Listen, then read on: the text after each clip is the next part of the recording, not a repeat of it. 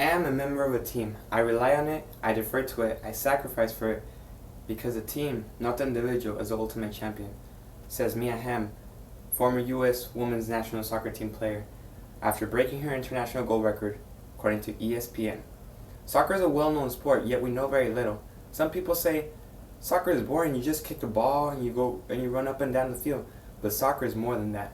Today I will explain how soccer has revolutionized, how it has become a religion to many others, and a passion for millions globally, through explaining its history, its cultural influence, and finding the different variations of the sport. Soccer has originated quite interesting. In 2nd century BC, the Chinese, the Italians, the Persians, the Vikings, and the Romans would play soccer, but in a very different way that it has been played today. The Han Dynasty, for example, would play soccer by kicking a leather ball through a gap in a piece of clothing. Now, this is a funny fact, but Joseph Blatter, FIFA's president, recalls and explains in esoccer.eu how soccer used to become a war game. Soccer was a war game because the British would literally kick the heads of the Danish army after beating them, after conquering them. And so this would tend to be violent throughout the years, and King Edward and Queen Elizabeth were fed up with this. So then they restricted and they banned soccer because it was too violent. You can go to England today and you see many signs you can see signs there that says no ball games. So until a group of men got together in a Freemasons tavern and established a set of laws, or rules as they called it. And then later there was the FIFA that was established on May 24th, 1909 in Paris. The FIFA today acts as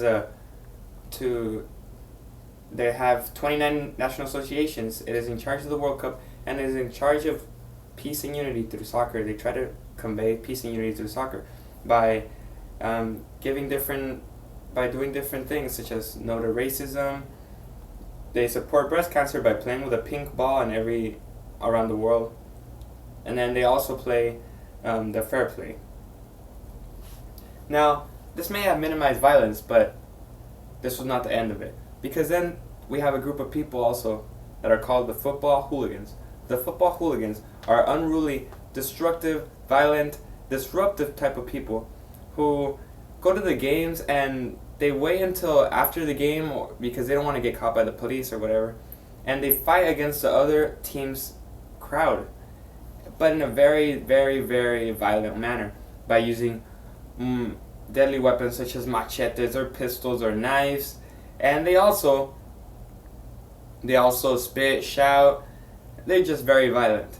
And that's the negative side of soccer, but there's a positive side of soccer for its cultural influence too. We also have how Brandy Chastain, who throws herself to the field and takes off her shirt. She's in her sports bra and she's so happy and excited because the U.S. women's national team has just won the World Cup in 1999, and it also brings unity to around the world. I just saw a video in MSN.com where Landon Donovan, when he scored that goal against Algeria, the whole United States just became ecstatic by it. You can see there at different pubs where the people's reaction is just priceless. You can see them, they're jumping up and down, they're happy, they're excited. This is something that soccer can provide for people, unity. CNN reports,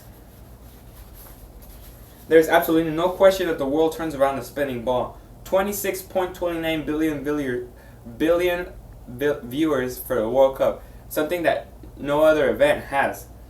In Europe today, there may be no thing that brings a society together like a World Cup, write Simon Cube and Steven Zemanski in Why England Lose. Other than sport, only war and catastrophe can have this sort of national unity. CNN also reports that in Brazil, people follow the Pelé or Ronaldo. They are key figures to them. They are their idols. They are their role models. Because in Brazil, many people are poor. So soccer is not a rich sport, so you can just put on your shoes and you don't even have to have a field to play soccer. So these people just use soccer as a job. this is their type. Their soccer is like their escape and their survival for them.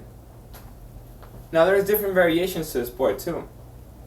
It's just not all outdoors. For example, there's indoor soccer and futsal. Futsal is it's soccer based, but basically in a gymnasium. Indoor soccer is outside, but it's there. It's like fenced in, and you have walls and everything. Then there's beach soccer where you play soccer in the beach. We also have kemari, or in Japanese, or hacky sack as we call it today, where you hit a little bean bag and you play soccer with it. There's also swamp soccer that's very dirty, and it was created in Finland, where there's a 5-5 people and they just play literally in the swamp, and it's very dirty, very dirty. That's something interesting that I just found in the kaipost.com. We also have football for disabled people, such as 5-5 football, which is for the blind people and they have shades on. The ball is designed, it has a sound so you can follow the sound, and you have even a guide right next to him. We also have 7-7 side football that it was designed for those mentally not able, and we have power wheelchair football.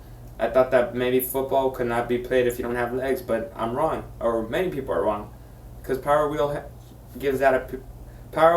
football gives that opportunity for many that are that don't have legs to still play soccer. And for much of the world, soccer has long served as a form of ritual combat until which neighborhoods, tribes, and even nations could project their most passionate enmities. Failure happens all the time. It happens every day in practice. What makes you better is how you react to it. Quote by Mia Hamm in Time magazine. So I hope I give you a better understanding of soccer by explaining its history, its cultural influence, and the different variations of the sport. Thank you.